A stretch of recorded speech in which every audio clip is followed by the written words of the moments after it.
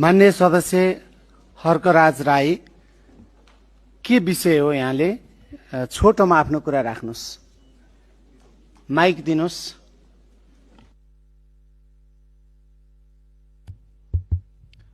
सभामुख महोदय, धेरै दिनदेखि हामीले प्रधानमन्त्रीज्यूको उपस्थिति माग गर्दै आइरहेका छौं।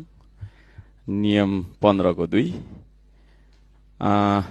सभामुखज्यूले उहाँलाई रुलिङ गरेर ल्याउन सक्नु भइरहेको छैन।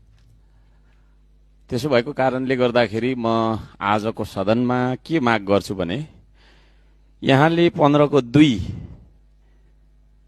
अनुसार प्रधानमन्त्रीज्यूलाई सदनमा जवाफदेही बनाएर ल्याउन सक्नुहुन्न भने नियमावलीको 31 को 1 लागू गरेर मलाई यो सदनबाट निष्कासन गरेर यहाँहरूले यो सदनको गरिमा बढाइदिन हुन म अनुरोध गर्दछु।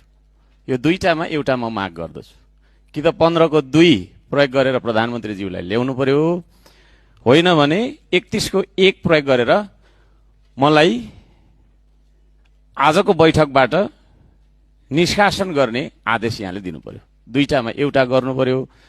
म आज रिसाउनेवालामा पनि छैन, कराउनेवालामा पनि छैन। यहाँको मजबुरी बुझिराखेको छु मैले, यहाँको पनि बाध्यता छ। तर यो सदनको गरिमा यसरी कायम हुन सक्दैन।